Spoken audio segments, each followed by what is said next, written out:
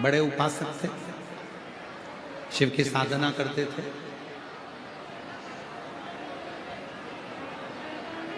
दोनों एक आम के पेड़ के नीचे बैठकर भगवान शंकर की भजन कर रहा था और एक इमली के पेड़ के नीचे बैठकर भगवान का भजन कर रहा था। कौन कौन से पेड़ हैं?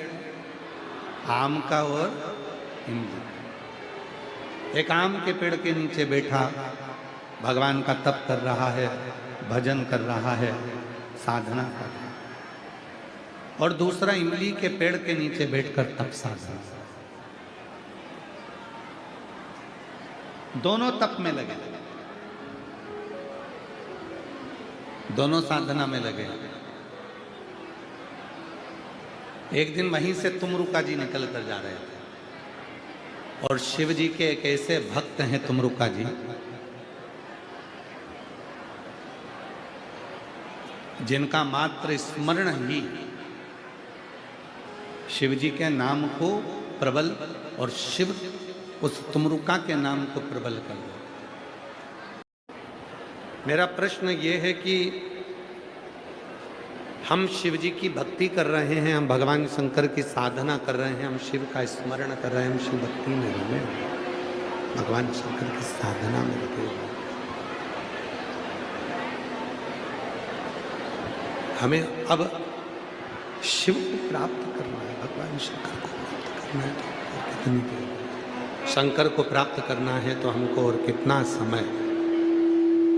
शिव के कितने जप तप कितने करना पड़ेंगे जो भगवान शंकर हमको प्राप्त हो जाए? भगवान शंकर कितने और तप करना पड़ेगा हमें? और कितना जप करना पड़ेगा, कितना और तप करना पड़ेगा जो भगवान शिव हमको मिल जाए, भगवान शंकर हमको प्राप्त हो जाए, भगवान शिव हमें मिल जाए। कहा तुमरुका जी ने कहा कि तुम आम के पेड़ के नीचे बैठ के तप कर रहे हो, तो इस आम के पेड़ में जितने आम लगे उतना तप और कर लो, तुम्हें शिव की प्राप्ति हो जाएगी, भगवान शंकर की प्राप्ति हो, शिव तत्व की प्राप्ति हो, भगवान शंकर तुमको मिल जाए, भगवान शिव तुमको प्राप्त हो। उस व्यक्ति ने विचार करा कि मैं इतने समय से तप कर रहा हूँ, इतने समय से मैं तप धारण कर रहा हूँ, मैं इतने समय से तप कर रहा हूँ और अभी तप बाकी रह गया। जो ये आम के जितने पेड़ हैं, आम के पेड़ में जितने आम लगे हुए हैं, इन आम जितना और मुझे भी तप करना पड़ेगा। उसने विचार करा भैया मेरे तो बस का अब नहीं, अब तुम उड़ जाओ। और वो जो आम के पेड़ के नीचे बैठकर तप कर रहा था, जो आम के पेड़ के नीचे बैठकर साधना कर रहा था, जो आम के पेड़ के नीचे बैठकर भजन कर रहा था, वो उठकर चले। अब दूसरा था इमली के पेड़ के नीचे बैठकर एक तप कर रहा। उसने भी तुमरुका जी से पूछा, तुमरुका जी आप हमें बताएं कि अभी मुझे शिव को मिलने में और कितनी देरी लगेगी? तुमरुका जी ने कहा इस इमली के वृक्ष में जितनी पत्तियां हैं उन पत्तियों को गिन लो और उतना तप तुम और करो, शिव प्राप्त हो सकते। तुम उतना तप, जितनी इमली के वृक्ष में पत्तियां हैं, जितनी इमली के वृक्ष में ये पत्तियां हैं, उतना तप और करो।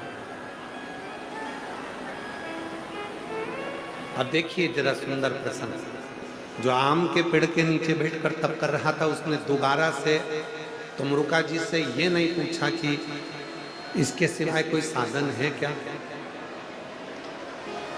पर इमली के वृक्ष के नीचे बैठकर जो तप कर रहा था, इमली के वृक्ष के नीचे बैठकर जो साधना कर रहा था, तप कर रहा था, उसने फिर वापिस तुमरुका जी से पूछा, फिर पुनः तुमरुका जी से पूछा कि तुमरुका जी